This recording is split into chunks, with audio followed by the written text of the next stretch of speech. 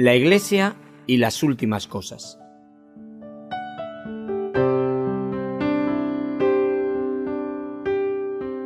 Un estudio expositivo sobre el fin de los tiempos a cargo del siervo de Dios, Loel Bruckner.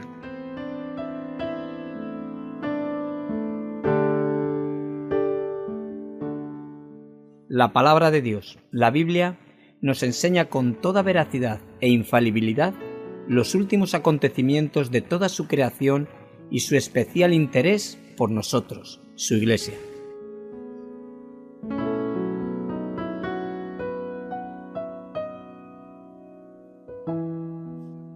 Entonces habrá señales en el sol, en la luna y en las estrellas, y en la tierra angustia de las gentes, confundidas a causa del bramido del mar y de las olas, desfalleciendo los hombres por el temor y por la expectación de las cosas que sobrevendrán en la tierra, porque las potencias de los cielos serán conmovidas. Entonces verán al Hijo del Hombre que vendrá en una nube con poder y gran gloria. Cuando estas cosas comiencen a suceder, erguíos y levantad vuestra cabeza, porque vuestra redención está cerca.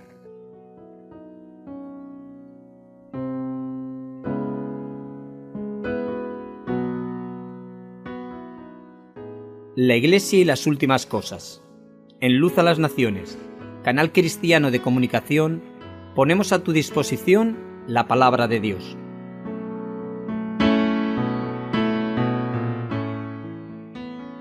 Síguenos a través de nuestros canales de Facebook y YouTube, que podrás encontrar en la página web www.fmradioluz.com.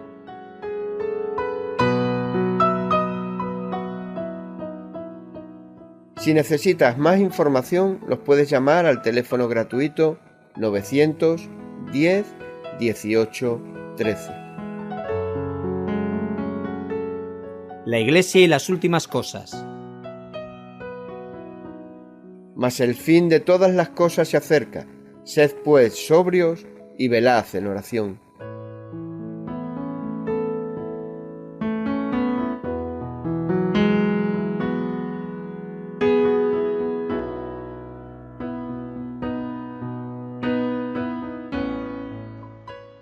Es necesario que leamos Zacarías capítulo 12 completamente y 14 versículos 1 hasta 5 junto con esta porción para poder entender mejor lo que ocurre en esta batalla de Armagedón de que hemos estado hablando.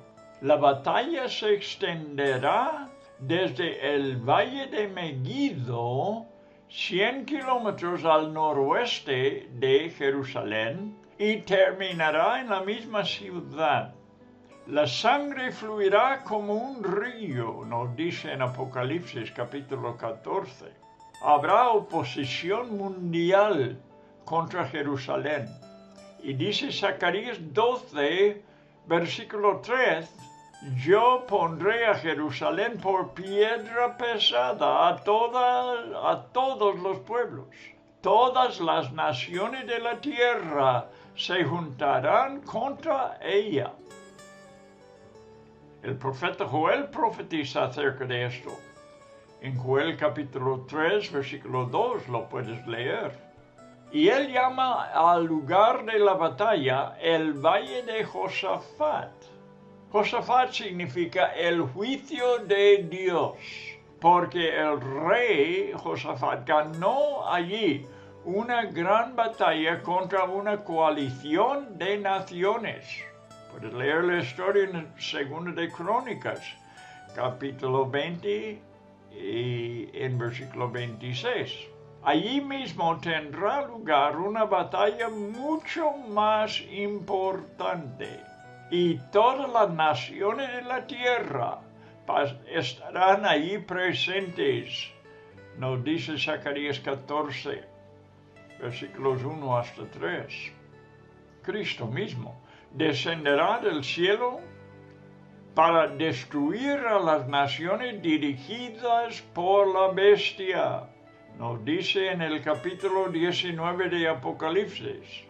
El texto que principalmente estamos enseñando en estos días. Jesús habla de su segunda venida en Lucas capítulo 17, versículo 22, hasta 37. Y es lo mismo que vemos en este capítulo, diciendo que será como en los días de Noé y Lot, cuando unos serán tomados. Cuando le preguntan dónde será, él contesta, donde quiera que esté el cadáver, allí se reunirán los buitres. Lucas 22, versículo 37. Serán llevados para ser destruidos, mientras que los que son dejados continuarán en la tierra para el milenio. Jesús regresará para salvar a su pueblo, que estará en grandes apuros. 2/3 partes morirán, nos informa Zacarías, capítulo 13 y versículo 8. Y 1/3 parte será grandemente refinada y probada. Nos dice en el siguiente versículo, en capítulo 13. ¡Qué tremenda profecía es eso! Y en capítulo 12 de Zacarías, versículo 10, dice, derramaré sobre la casa de David y sobre los moradores de Jerusalén espíritu de gracia y de oración. Y una cosa muy sorprendente dice en este versículo, escucha bien, y mirarán a mí, a quien traspasaron. ¿Quién habla aquí? Evidentemente es el Verbo de Dios, es el Mesías, hablando por medio del profeta, profetizando el futuro, muy en el futuro, todavía hoy es en el futuro, pero algún día, como dice el profeta, mirarán a mí, a quien traspasaron. Este tiene que ser el Mesías, que fue crucificado. Y llorarán como se llora por hijo unigénito. El Espíritu Santo será derramado sobre el remanente de Israel con gracia. Y este derramamiento producirá grandes súplicas. Solo el Espíritu, testificando de Jesús, puede abrir los ojos para que el pueblo le reconozca y crea en él como su Mesías. El Espíritu comparte fe. El arrepentimiento toma lugar donde siempre toma lugar al pie de la cruz, viendo al Cristo traspasado. Esto ocurrirá cuando Jerusalén caiga en manos de las naciones. Entonces Jesús vendrá a rescatarles. Nos habla Zacarías en capítulo 14, versículo 3 hasta 5. Muy buenas tardes, amigo oyente. Entramos en el estudio de hoy, que yo creo es muy interesante. Habla de cómo los judíos últimamente reconocerán su Mesías. ¿Y quién será? Ellos verán que es Jesús de Nazaret, quien ellos traspasaron. Muy, muy interesante esta porción. Pero esto ocurrirá cuando Jerusalén está en unos apuros tremendos, al punto de ser destruido, aniquilado. Toda la nación aniquilada. Y es cuando los judíos clamarán a su Mesías. Vamos a leer ahora los versículos que ya os he dado, porque ya hemos hablado un poco de ellos y vamos a referir a ellos más enseguida. Así que vamos a leer Zacarías, capítulo 12, y entonces vamos a pasar a capítulo 14 para leer los primeros 5 versículos. Zacarías 12, versículo 1. Lo que vamos a leer aquí es la palabra de Dios. Y siempre pido yo, que prestemos mucha atención a leer la Escritura, porque ya no son mis comentarios, que yo los daré después, sí, pero lo que vamos a hacer ahora es todavía más importante, porque lo que tenemos y lo que voy a leer es la pura palabra de Dios. El Espíritu Santo es el autor y por medio de estas palabras nos habla. Así, por favor, presta mucha atención. Zacarías 12 y el primer versículo dice: profecía de la palabra de Jehová. ¿Ya ves? La palabra de Dios acerca de Israel. Jehová, que extiende los cielos y funda la tierra y forma el espíritu del hombre dentro de él, ha dicho. Versículo 2. He aquí, yo pongo a Jerusalén por copa que hará temblar a todos los pueblos de alrededor contra Judá en el sitio contra Jerusalén. Y en aquel día yo pondré a Jerusalén por piedra pesada a todos los pueblos. Todos los que se le cargaren serán despedazados. Bien, que todas las naciones de la tierra se juntarán contra ella. En aquel día, dice Jehová, heriré con pánico a todo caballo y con locura al jinete. Mas sobre la casa de Judá abriré mis ojos y a todo caballo de los pueblos heriré con ceguera.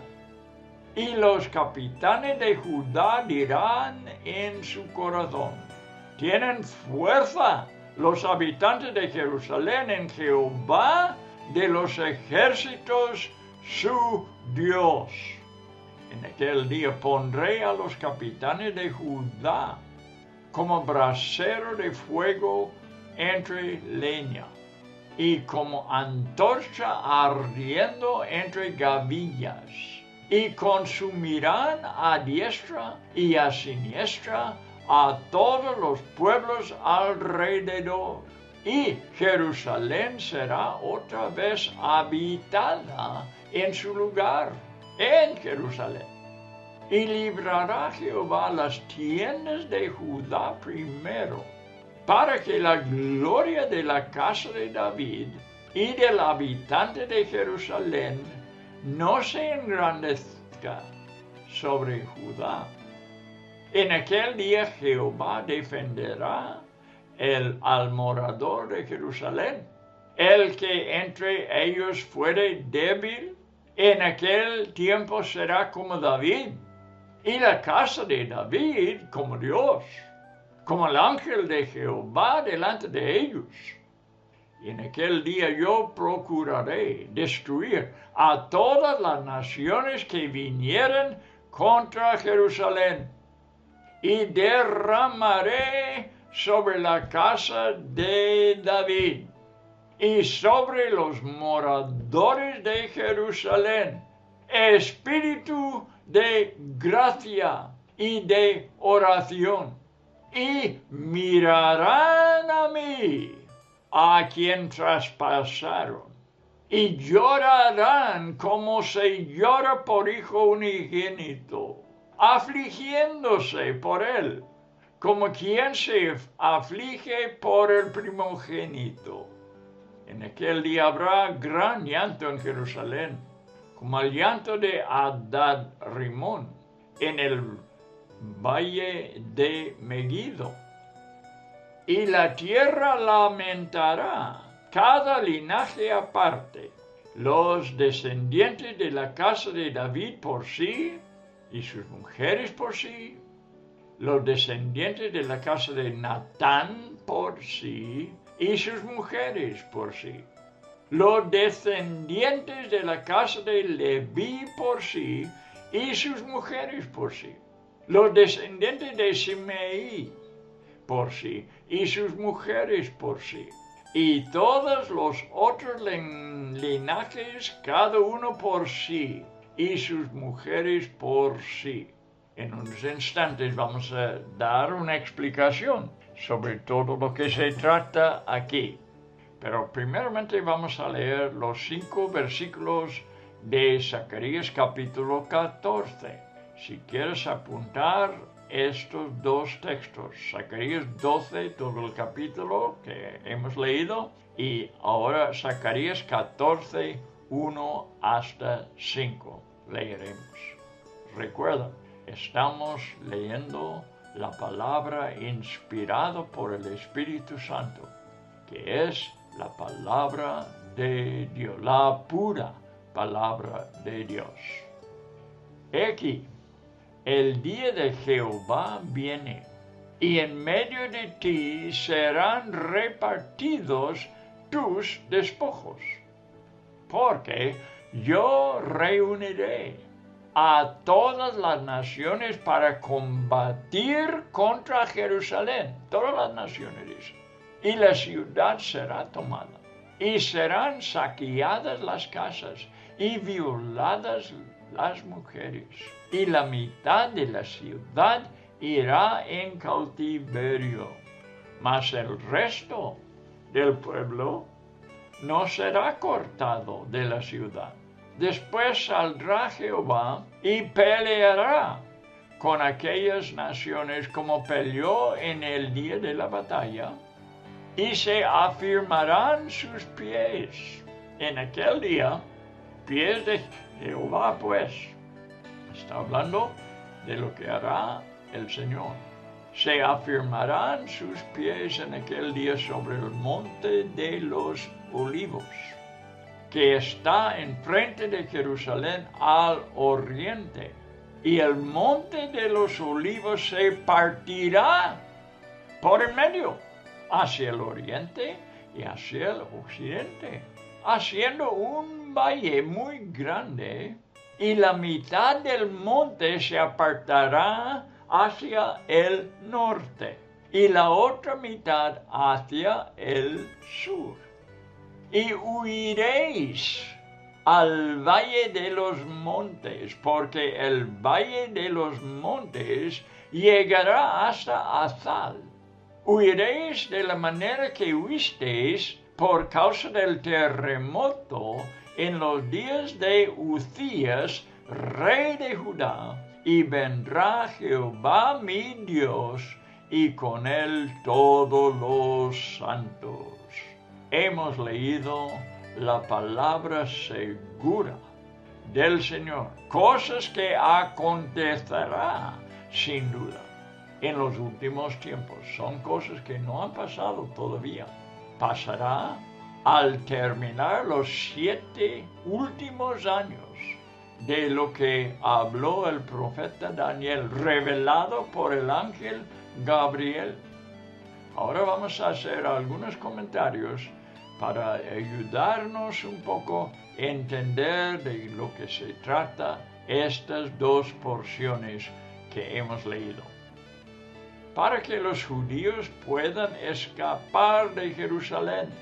Hemos visto que Jerusalén estará en apuros y está en peligro de ser aniquilado toda la nación, todo el pueblo de los judíos, la raza, está en peligro de exterminarse. Y el Señor pondrá sus pies sobre el monte de los olivos, lo hemos leído, desde el mismo lugar que ascendió al cielo. Vamos a estudiar eso. Zacarías 14, versículo 4. y se afirmarán sus pies en aquel día sobre el monte de los olivos. ¿Se acuerda de ese lugar, verdad? Al leer los evangelios, Cristo fue allí con sus discípulos. Dice que lo hacía habitualmente. El monte de los olivos. Ahora vuelve y pone sus pies sobre este monte. Vuelve Jesús de Nazaret, del mismo lugar donde salió y subió al cielo. Volverá al mismo local, el monte de los olivos, que está enfrente de Jerusalén al oriente. El lado oriente de Jerusalén está. Y el monte de los olivos se partirá por en medio, hacia el oriente y hacia el occidente. Así vendrá el gran, donde se apartará, ¿verdad? De un lado al otro del monte, haciendo así en medio un valle muy grande, dice. Y la mitad del monte se apartará, ya que hay esta apertura. De un lado de la apertura se apartará hacia el norte y la otra mitad hacia el sur. Ahora vamos al libro de los Hechos. Vamos a ver cuando Jesús subió al cielo en presencia de sus apóstoles. Dice, entonces volvieron a Jerusalén desde el monte que se llama del Olivar, el cual está cerca de Jerusalén, al lado oriente hemos visto. Camino de un día de reposo, corta distancia. Bien, ahí fueron y desde allí Jesús subió al cielo. Ahora Lucas capítulo 24. Para ver el significado de este monte y la razón por qué Cristo estuvo muchas veces allí en este monte, dando atención a este lugar, porque tiene su lugar en la profecía. Ahora, Lucas 24:50 dice, Jesús los sacó a sus discípulos fuera hasta Betania. Y este es allí donde está el monte, a ese lado. Y alzando sus manos los bendijo. Bueno, 51 dice, y aconteció que bendiciéndolos, se separó de ellos y fue llevado arriba al cielo. Seguimos leyendo. Y ellos, después de haberle adorado, volvieron a Jerusalén con gran gozo. Y estaban siempre en el templo alabando y bendiciendo a Dios. Amén. Y así termina el Evangelio de Lucas. Ahora, están allí en el monte de Olivos, donde Jesús va a bajar. De donde subió va a bajar al lado oriente de Jerusalén, donde también entró. Recuerda esa historia también. Entró sentado sobre un pollino desde el monte de Olivos.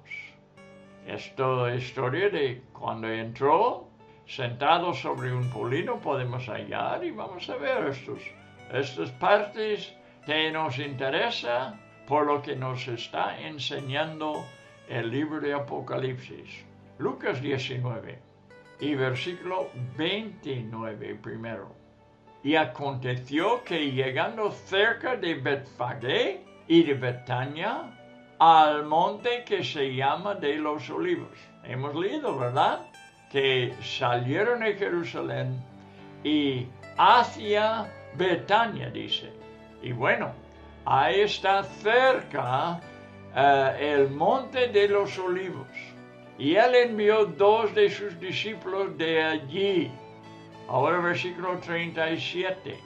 Cuando llegaban ya cerca de la bajada del monte de los Olivos, toda la multitud de los discípulos, gozándose, comenzó a alabar a Dios a grandes voces por todas las maravillas que habían visto. ¿Qué va a acontecer aquí? Pues la gran entrada en Jerusalén. Desde el monte de los olivos al entrar en la ciudad, cuando toda la ciudad le recibió y dijeron Hosana al hijo de David. Ahora un versículo más, en 41. Y cuando llegó cerca de la ciudad, al verla, lloró Jesús, lloró sobre ella. Bien, aquí vemos que no solamente es una historia, lo que estamos leyendo de cuando Jesús entró en el pollino en Jerusalén desde el monte de los olivos, sino que tiene un significado. Lo tenía que hacer desde allí porque Dios está encargado con todos estos movimientos. Y como la profecía, o sea, el monte de los olivos, tiene su lugar profético, aún en los evangelios, empieza Dios a enfatizar este lugar. Y como hemos dicho, de allí ascendió al cielo, allí volverá en su segunda venida. Y allí en el monte de olivos había el jardín que se llamaba Getsemaní, y es donde él oró antes de ser crucificado. Lucas 22, 39. Quiero que notemos esto, puedes apuntarlo, sería mejor que los apunte para que vea el significado y lo que Dios está señalándonos por medio de los acontecimientos en el monte de Olivo. 22, 39. Y saliendo se fue, como solía, este era su hábito, al monte ¿qué? De los olivos. Y sus discípulos también le siguieron. Al llegar, ¿a dónde? A Getsemaní. En ese monte es cuando oró, ¿verdad? Con sus 3 discípulos, Santiago, Pedro y Juan. Bien, estamos viendo más que una historia, pues, en estas cosas. Dios está marcando este lugar, la importancia geográfica de este lugar. Este mismo monte se partirá en 2. Hemos leído en Zacarías, Antiguo Testamento, quedando una parte al norte, la otra al sur. Un valle por el medio, se abrirá un valle en medio. Como se abrió el Mar Rojo, ¿se acuerdan? Yo lo leí hoy mismo en mis devociones, cómo Dios sopló sobre el Mar Rojo y se abrió, y los israelitas pasaron en tierra seca. Cuando Jesús vuelve al mundo otra vez, Jesús de Nazaret, pondrá sus pies sobre el monte de olivos y se partirá en 2, creando allí un valle donde los judíos podrían salir de dentro de la ciudad, que va a ser completamente atacado por las naciones, por los ejércitos de las naciones de toda la tierra. Y ellos van a poder escapar, van a pasar por este valle que es creado por Jesús. Y este mismo monte se partirá en 2. Entonces se abrirá un valle, desde el este hasta el oeste de Jerusalén. Y el remanente de judíos, que ya son creyentes, pasó un milagro en Jerusalén, en una cosa de días, pocos días. Los judíos vieron al final que Jesús de Nazaret, quien ellos habían crucificado, era su Mesías, y por primera vez en toda su historia, ellos creen que Él fue el Mesías y ponen su confianza en Él, oran a Él que les salvare y salen de Jerusalén creyentes en Jesús. Después Jesús regresará desde el oriente, como Ezequiel lo vio en su día. ¿Quieres verlo? Porque todas estas cosas nos habla los profetas, no solamente de su primera llegada al cielo, sino su segunda venida. Ezequiel lo vio, Ezequiel 43, versículo 2 hasta 5. Dijo, he aquí la gloria del Dios de Israel, que venía ¿de dónde? Del oriente. Y su sonido era como el sonido de muchas aguas. Y la tierra resplandecía a causa de su gloria. Y el aspecto de lo que vi era como una visión, como aquella visión que vi cuando vine para destruir la ciudad. Y las visiones eran como la visión que vi junto al río Quebar. Y me postré sobre mi rostro. Y la gloria de Jehová entró en la casa, el templo, por la vía de la puerta que daba al oriente. Y me alzó el espíritu, y me llevó al atrio interior, y aquí que la gloria de Jehová llenó la casa. No era solamente una visión esto, sino una profecía. Está hablando de Jesús en su segunda venida. Después que los judíos escapan de la ciudad, Jesús mismo entrará. Los enemigos serán totalmente derrotados. Y Jesús entrará en un templo reconstruido. Y la gloria de Dios con él. Y se sentará sobre un trono en el templo.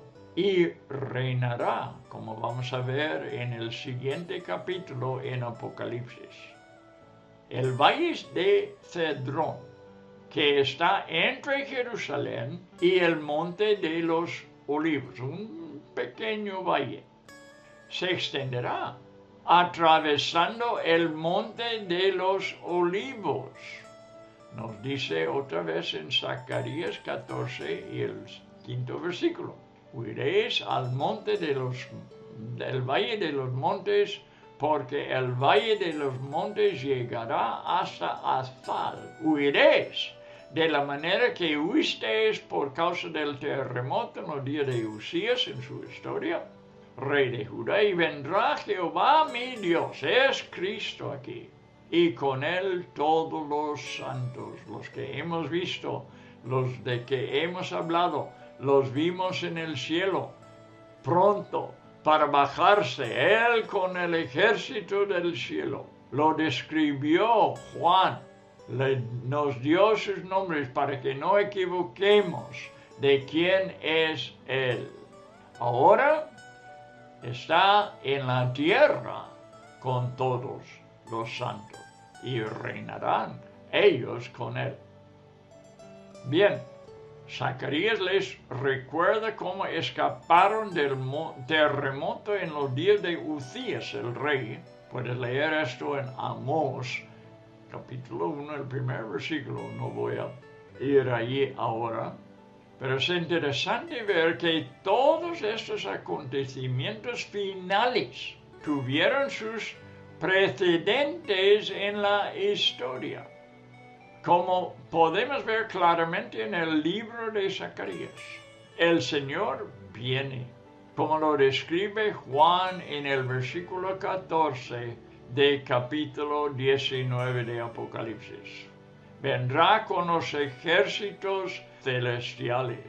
Pero Zacarías 14, versículo 5 dice que viene y con él todos los santos para acabar con el anticristo y el falso profeta, tomar el templo en Jerusalén y sentarse sobre el trono para reinar. El anticristo y el falso profeta serán apresados y serán los primeros seres humanos arrojados al lago de fuego, porque son seres humanos, ¿ves? Apoderados por Satanás. Serán los primeros humanos arrojados al lago de fuego. Aprenderemos después que el lago de fuego no es lo mismo que el infierno. Todos los soldados del ejército del anticristo serán destruidos.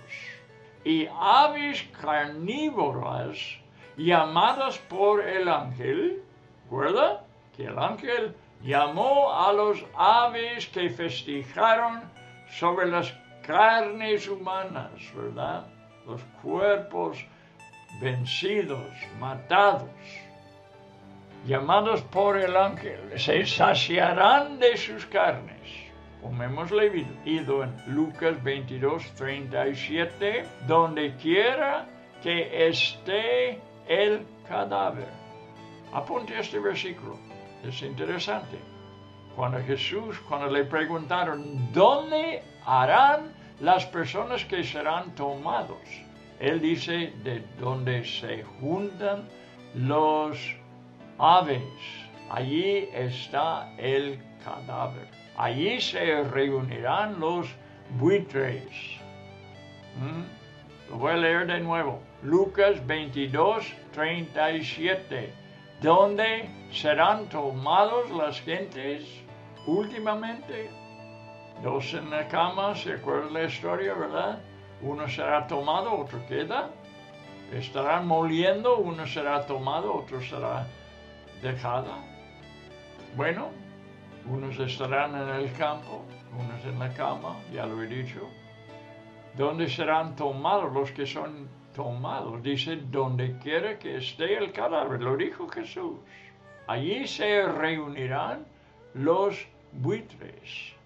Lucas 22, 37. Antes de terminar este capítulo, me gustaría que viésemos una enseñanza espantosa, pero a la vez muy importante. El apóstol Pablo la enseñó en relación al engaño de los últimos días. Ahora vamos a 2 de Tesalonicenses para ver las enseñanzas aquí de Pablo el apóstol. Capítulo 2. Y de aquí vamos a estar estudiando por un rato, ¿verdad? Especialmente quiero que note desde versículo 1 hasta versículo 3 y después a los versículos 8 hasta 12. En el primer versículo, Pablo habla de nuestra reunión con Él, que no puede ser otro evento que el arrebatamiento. Nuestra reunión con Él, la iglesia se reúne con Jesucristo. Es lo que Pablo enseñó en 1 de Tesalonicenses. Apunte esto. Este es el pasaje donde habla del arrebatamiento de la iglesia. 1 de Tesalonicenses 4, versículos 13 hasta 18. Ahora, Pablo dice, ahora continúa con lo que enseñó en su primera carta con respecto a la venida de nuestro Señor Jesucristo y, esta es la parte importante, nuestra reunión con Él. La única reunión con Él es en el aire, en el arrebatamiento. De eso está hablando Pablo. Todo lo que sigue tiene que ver con lo mismo. Ahora, escribe que no vendrá sin que antes, ese día de nuestra reunión con Cristo, no vendrá sino antes habrá dos cosas que acontecen. Versículo 3. Nadie os engañe en ninguna manera, porque no vendrá. Y nuestra reunión con Él no vendrá sin que antes venga uno, la apostasía, y dos, se manifieste el hombre de pecado, el hijo de perdición, antes del arrebatamiento. No está apuntando hacia la venida del anticristo, porque está hablando del anticristo al hablar del hombre de pecado. No hay otro nombre nombrado de esta forma. El hombre de pecado, el hijo de perdición, es el anticristo. Habrá una manifestación. No está apuntando hacia la venida del anticristo, sino a su manifestación. ¿Por qué hago esa distinción? Porque cuando el anticristo aparezca, cuando venga, vendría engañando a todo el mundo. Todos van a decir, este es un buen hombre. Este nos está dando paz en la tierra. Muchos serán engañados y al mismo tiempo hay una apostasía en estos días en la iglesia. Porque este engaño reinará. El engaño del anticristo. Pero últimamente, en medio de los 7 años de que habla, los últimos 7 años de que habla Daniel, él se manifestará como es. Un maligno, un asesino, un hombre engañoso, un hombre malísimo. Se manifestará porque matará los 2 testigos que Dios tiene en la tierra. Los matará después que ellos profetizan 3 años y medio. Entonces, otra vez, vamos a ver, no vendrá sin que antes se manifieste el hombre de pecado, el hijo de perdición. Voy a repetir esto para que no lo pierdas. No está apuntando hacia la venida del anticristo, sino a la manifestación. Cuando claramente se manifiesta, cuando tome lugar la abominación desoladora de que habla Daniel en capítulo 9, versículo 27 y 2 veces después, capítulo 11 y capítulo 12. Pero en el versículo 8, Pablo escribe acerca de la batalla que estamos estudiando en Apocalipsis 19, en la cual el hombre inicuo será matado con el espíritu de su boca, la boca del Señor.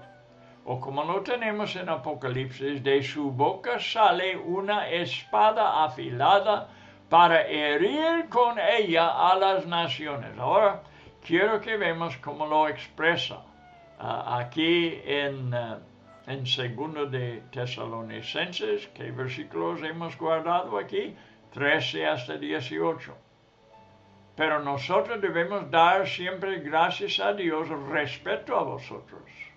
Nosotros debemos dar siempre gracias a Dios respecto a vosotros, hermanos amados, por el Señor, de que Dios os haya escogido desde el principio para salvación, mediante la santificación por el Espíritu y la fe en la verdad, a lo cual os llamó mediante nuestro Evangelio para alcanzar la gloria de nuestro Señor Jesucristo. Así que, hermanos, estad firmes y retened la doctrina que habéis aprendido, sea por palabra o por carta nuestra, y el mismo Señor Jesucristo nuestro, y Dios nuestro Padre, el cual nos llamó y nos dio consolación eterna y buena esperanza por gracia, conforte vuestros corazones y os confirme en toda buena palabra y obra. Las últimas palabras que Pablo habla sobre este tiempo,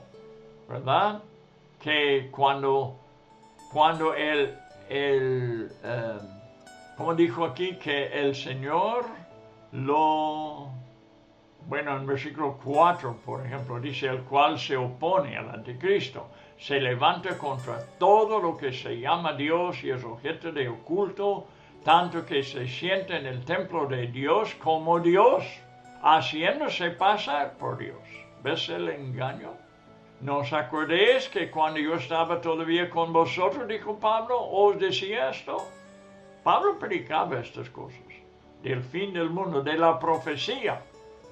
Versículo 6, y ahora vosotros sabéis lo que lo detiene, a fin de que a su debido tiempo se manifieste. Está todavía deteniéndole algo, porque ya está en acción el misterio de la iniquidad, solo que hay quien al presente lo detiene, hasta que él a su vez sea quitado de en medio. ¿De quién está hablando aquí? Está hablando del Espíritu Santo por medio de la iglesia, deteniendo al anticristo que no pueda entrar. El Espíritu Santo le detiene. No puede entrar en el mundo todavía. Y entonces se manifestará. O es decir, quizás puede estar, pero no se manifieste. Se manifestará aquel inicuo, a quien el Señor, aquí está el juicio pronunciado, lo que Jesús hará en capítulo 19 de Apocalipsis. El Señor matará con el espíritu de su boca y destruirá con el resplandor de su venida. Ahora tú tienes que ir a Apocalipsis 19 y leer lo que hemos visto allí, de cómo Cristo se presenta en el cielo con el ejército, montados todos a caballo, y ellos descienden a la tierra, y esto es lo que va a acontecer. Lo dice en Apocalipsis 19 y lo dice en 2 de Tesalonicenses 2, versículo 8, perdón. Destruirá con el resplandor de su venida Jesucristo. Muy bien. Ahora, en el versículo 8 es donde lo dice. Pablo escribe acerca de la batalla que estamos estudiando en Apocalipsis 19, en la cual el hombre inicuo será matado con el espíritu de la boca de Jesús. Versículo 8. O como lo tenemos en Apocalipsis, de su boca sale una espada afilada para herir con ella a las naciones. Los repito para que nos quede grabado estas cosas. Este es el versículo 15 en Apocalipsis 19. El inicuo obrará milagros por el poder de Satanás, con falsas señales y prodigios mentirosos. ¿Y a quiénes engañará? Escucha, a los que no quisieron oír la verdad. Versículo 10 hasta 12 de 2 de Tesalonicenses. Por cuanto no recibieron el amor de la verdad para ser salvos, por esto Dios les envía un poder engañoso para que crean la mentira, a fin de que sean condenados todos los que no creyeron a la verdad, sino que se complacieron en la injusticia. Sorprendente esta porción, ¿verdad? Dios salva bajo ciertas condiciones, habiendo ciertas actitudes correctas en los pecadores. Y la Escritura no deja ninguna duda sobre este asunto. Si no hubiera condiciones, todo el mundo sería salvo. Una de las condiciones claramente enseñada en la Biblia es la humildad. El pecador tiene que humillarse y abandonar su independencia para rendirse al señorío de Cristo. Y si no se hace, será la persona engañado por el anticristo últimamente. Los que no amaron la verdad, los que no recibieron la verdad, serán engañados por la mentira. Y además, por ser engañados, serán condenados. Dios mismo asegurará su condenación. Ahora, amigo mío, hay una urgencia en esta invitación de que tú creas la verdad, que tú te humillas a los pies de Jesucristo, al pie de la cruz. Ríndete al Señor Jesús para que seas salvo. Cree esta verdad y actúe sobre esta verdad para que puedas ser salvo, para que no sea demasiado tarde. Estoy hablando a la persona que nos escucha ahora y no es cristiano todavía. Ahora es tiempo de recibir a Cristo, creer la verdad, humillarte delante de Dios y serás salvo. Él te salvará. Creer en Cristo, rendirse a su señorío. Creer es igual que confiar. Confiar en Cristo para salvarte. Uno tiene que arrepentirse, volverse de su propio camino, que es pecaminoso, y creer. Creer es confiar en Cristo, he dicho. Primero tiene que confiar en Cristo como Dios en la carne y después confiar en su obra perfecta, como la única que es totalmente suficiente para salvarle, sin que uno haga sus propias obras. También, según Pablo en este pasaje, tiene que amar la verdad para ser salvo, dice Pablo. Pero si rehúsa creer la verdad, Dios mismo enviará el engaño para que sea condenado. Amigo mío, es tiempo de creer el Evangelio. Hermano mío, pon la confianza completa en la cruz. Sométete al señorío de Jesús para estar seguro en estos últimos tiempos. Bueno, aquí terminamos el programa de hoy y seguiremos con el tema en el siguiente programa.